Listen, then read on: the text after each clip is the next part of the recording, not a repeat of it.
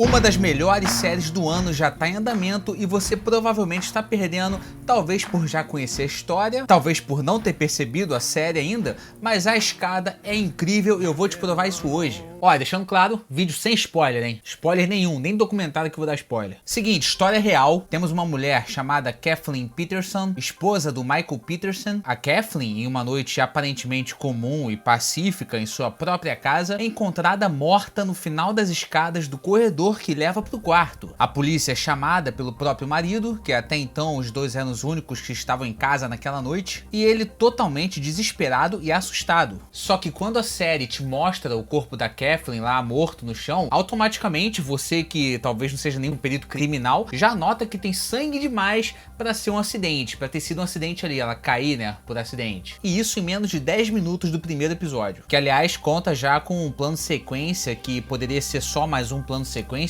apesar de que um plano sequência nunca é, né, só mais um plano sequência, mas que ele só é foda porque você vê o que um artista como o Colin Firth é capaz de fazer em uma cena sem cortes. Então já não demora muito para você ter o seu primeiro suspeito ali, que é ele, o Michael Peterson, marido da Kathleen. Você ainda não conhece ele, você não sabe da história dele, você não sabe se ele tem algumas características violentas ou agressivas. E isso tudo é muito importante observar, porque o primeiro contato que a gente tem com o Michael é nessa cena onde a esposa dele já tá morta no chão. Inclusive, essa omissão de características é proposital, porque a série quis começar com o ponto principal, que de fato é o ponto de partida. O Michael é te apresentado e desenvolvido ao longo da série, depois desse acontecimento. E assim, existe um documentário na Netflix sobre esse caso. Sim, se você assistiu a minissérie documental The Staircase, é esse caso aí mesmo. Só que agora sendo dramatizada para uma série original da HBO Max, com todo aquele cheirinho de HBO que a gente ama, né? Com interpretação de atores e o roteiro baseado naquele documentário. Esse caso ele é muito mais conhecido por causa desse documentário, que inclusive, se eu não me engano, ele também tem na HBO Max. São 13 episódios só, é interessante assistir. Vou te falar o momento para você assistir, né, se é antes ou depois. Mas ela é mais conhecida pelo documentário, principalmente aqui no Brasil, porque geralmente a gente se apega aos casos que acontecem em nosso país.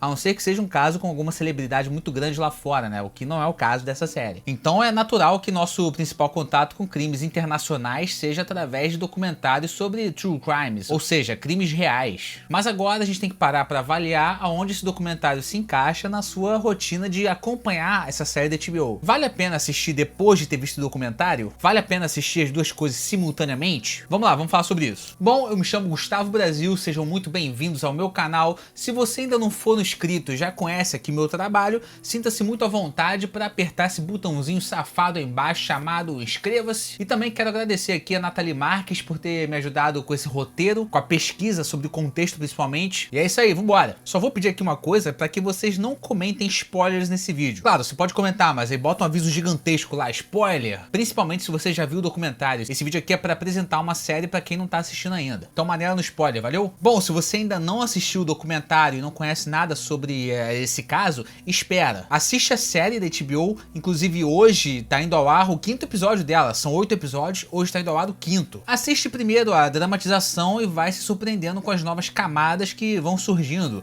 Cada reviravolta, cada coisa surpreendente que não tinha como esperar, vale a pena. E aí depois de assistir a série toda, você parte pro documentário. Agora, se você já assistiu o documentário, continua valendo a pena, sinceramente, assistir a série também da HBO. Primeiro que existe todo um investimento mais profundo entre os personagens, as relações, as características. E segundo que a série dá um alô pra quem veio do documentário, apresentando exatamente ele, o Jean Xavier de Lestrade, produzindo esse mesmo documentário que você assistiu. Ele tá na série, esse cara. E essa é uma camada totalmente nova que a série dramatizada tá tirando. É claro que vai ter gente dizendo que prefere muito mais o documentário, até porque eles são cenas reais. Mas só aqui nessa série você tem a Toni Collette, que pra mim é uma das maiores atrizes do mundo, que tem toda uma intimidade com o suspense, inclusive tem momentos de interpretação dela nessa série que faz parecer que alguma coisa sobrenatural, assustadora vai rolar. E esse é um papel complexo pra atriz, porque todo o enredo dela, todas as cenas dela são do ponto de vista de outras pessoas. Até porque ela já começa a série morta, então toda cena que a Toni Collette aparece como a Kathleen Peterson são flashbacks ou então suposições, meu nobre. E isso é muito importante também, hein?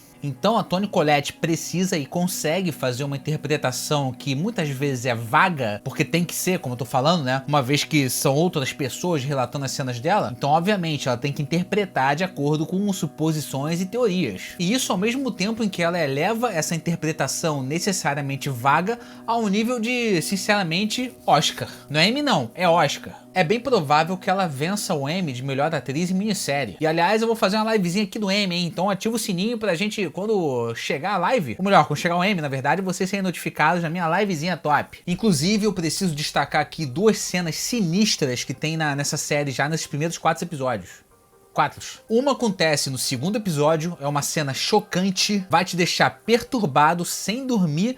E a outra cena, ela acontece no 4º episódio, que basicamente é a mesma cena desse 2º episódio que eu acabei de falar, só que recontada e de uma forma ainda mais brutal. E é aí que eu vou ficar puto se a Toni Collette não vencer esse Emmy. Qual dessa cena? Essas 2 cenas. E todas as outras também que ela tá, mas essas 2... E por outro lado, a gente tem aí o Colin Firth também, esse ator gigante. É incrível ver esse cara fazendo uma minissérie, né? Porque, tipo, a Toni Collette, acho que essa é a 3ª série que ela já faz, mas o Colin Firth é a primeira. E assim, como eu falei no começo do vídeo, o personagem do Michael é o principal suspeito desde os primeiros 10 minutos de série, quando nenhuma camada do personagem ainda foi apresentada e a gente pouco sabe sobre ele. Aliás, não se engane, não vai achando que tá sendo óbvio demais e que a série tá sendo previsível em fazer dele um suspeito. Não, a série quer fazer dele um suspeito pra você, porque de previsível essa série não tem quase nada na verdade. O Michael não só é desenvolvido, mas ele é apresentado ao longo dos episódios, principalmente na narrativa linear da série, que se passa em 2001. A série tem mais 2 períodos, basicamente, que um se passa antes da morte da Kathleen, que inclusive são os momentos em que a Toni Collette aparece, vai estar sempre escrito lá, data e local. Geralmente, eu acho isso um artifício meio fácil, facilitador demais, só que nessa série é importante você saber quando e onde está acontecendo. E existe mais um período que se passa depois de 2001, depois da morte dela, depois do julgamento, mas eu não vou entrar nessa questão porque